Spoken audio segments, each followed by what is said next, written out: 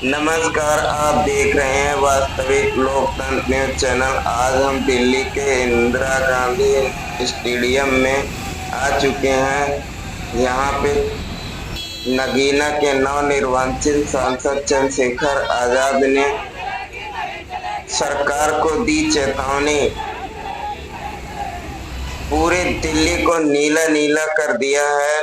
पूरा दिल्ली पूरा नीला नीला हो गया है। यहाँ पे चलने तक की जगह नहीं है, कोई खड़े हो जाए उसकी तक की जगह नहीं है। यहाँ की आज हम लाइव तस्वीर दिखा रहे हैं, हमारे साथ बने रहिए। ये देखिए, जितने समर्थक हैं सभी आए हुए समर्थकों को कितने प्यार से बैठा रहे हैं, मगर किसी को बैठने की जगह नहीं है, किसी को खड़े होने की जगह नहीं है। आज यहाँ के हम लाइव तस्वीर दिखा रहे हैं, देखते रहिए। अभी कैसे चंद्रशेखर आजाद ने सभी दर्शकों से मिलते हैं। ये बीच में खड़े हुए हैं चंद्रशेखर आजाद और ये समर्थक सभी आए हुए कार्यकर्ताओं को वहां तक उनके जाने तक की जगह नहीं है।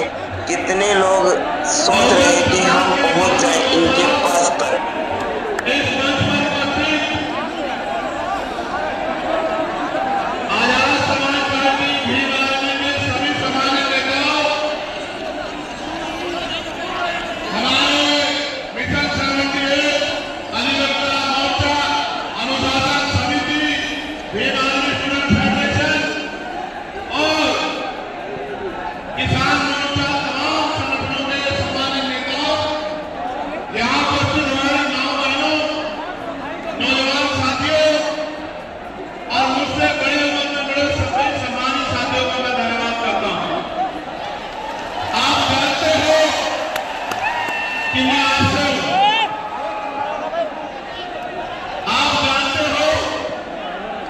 कि मैं जो कुछ भी हूं आपसे, मैं कभी आपसे बड़ा नहीं हो सकता।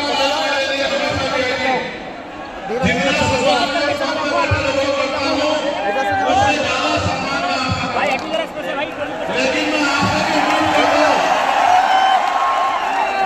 भी उम्मीद करता हूं, जैसे मंच पे बैठे सम्मान के साथ ऐसे ही थोड़ा साइड दो।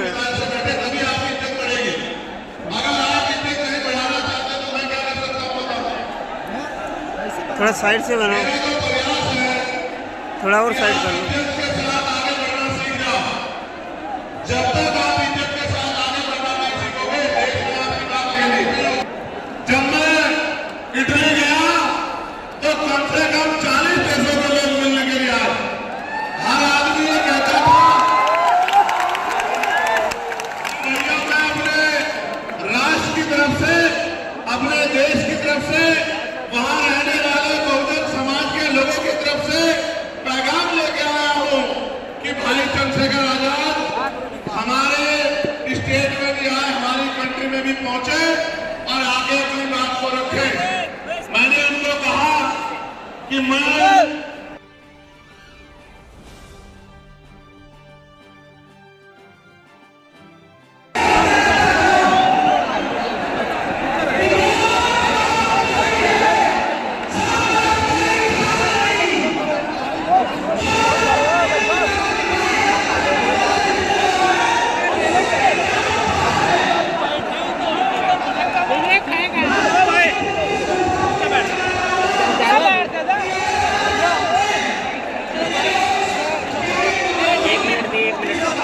ये दे रहा हूँ आपसे।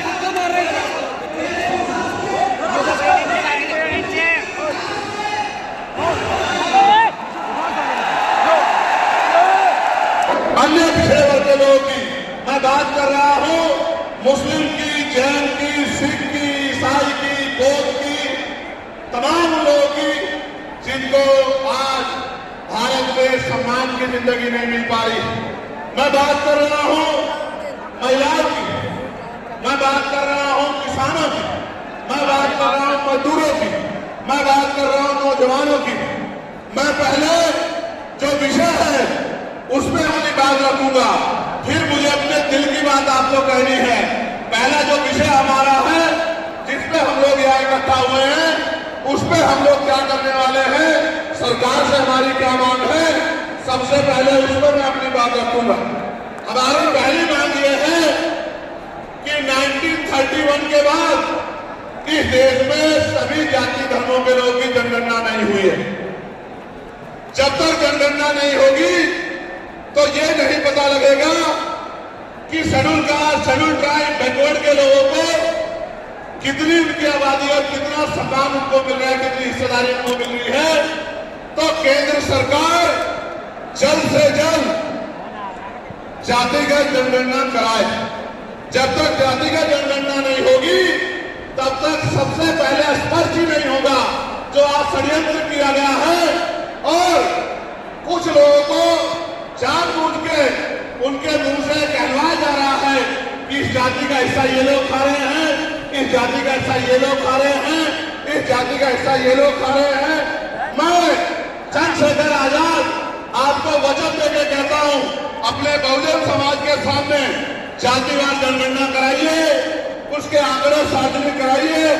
अगर अंतिम पायदान में रहने वाले जिनको डीएससी के भाई कहा गया है, जो हमारा परिवार है, अगर उनका 1% आरक्षण भी पॉइंट के बराबर भी कमजोर पड़ रहा होगा तो मैं वचन देता हूं कि इससे बड़ी रैली उनके समर्थन में हम लोग करेंगे। मैं फिर आपसे कह रहा हूं, आप याद करो, जब से इस देश में आरक्षण व्यवस्था लागू हुई है, इस आरक्षण को खत्म करने के लिए चाहे वो कांग्रेस पार्टी रही, जिंदगी की व्यवस्था भारत में भी हो, लेकिन ये तभी संभव है जब राजनीतिक शक्ति हमारे पास हो। अगर राजनीतिक शक्ति भाजपा और कांग्रेस के पास रहेगी तो हम लोग इज्जत की जिंदगी देश में नहीं जी सकते। इस बात को आप लोग भी ध्यान रखना। ये मैं नहीं कह रहा हूं, ये बाबा साहब अम्बेडकर ने कहा, political power is the master की। राजनीतिक सत्ता वो चाबी है जो आपकी सारी परेशानियों का हल कर देगी। और राजनीतिक सत्ता जिनके पास है उनके लोग हजारों हजारों करोड़ लाख रुपए लेके भाग जाते, उनके लोग उनके पूंजीपतियों के लाखों लाखों करोड़ रुपए माफ कर दिए जाते। लेकिन अगर आपका 10,000 रुपए का बिल भी बाकी हो तो 10,000 रुपए का बिल भी अगर आप नहीं दोगे तो मुकदमा लिख के आपको जेल भेजने का काम सरकार कर देगी और आपके घर की कुर्की भी करा देगी। आप किसानों का, मजदूरों का हाल देख लो, आप नौजवानों का हाल देख लो देश में क्या है। तो हमारी सबसे बड़ी मांग ये है, आप समर्थन करके बताओ कि आप इस पर सहमत हो या नहीं हो। बताओ, जातिवार जनगणना होनी चाहिए नहीं होनी चाहिए? एक सुर में बताओ, होनी चाहिए नहीं होनी चाहिए? साथ साथ इस देश में जातिवार जनगणना में साथ साथ जितने भी सरकारी संस्थान हैं, चाहे वो जुडिशरी हो जहां से हमारे खिलाफ लगातार फैसले आते हैं, चाहे वो आर्मी हो, चाहे वो और कोई सरकारी संस्था हो, सब लोग सब जगह पर आरक्षण व्यवस्था लागू होनी चाहिए। बताओ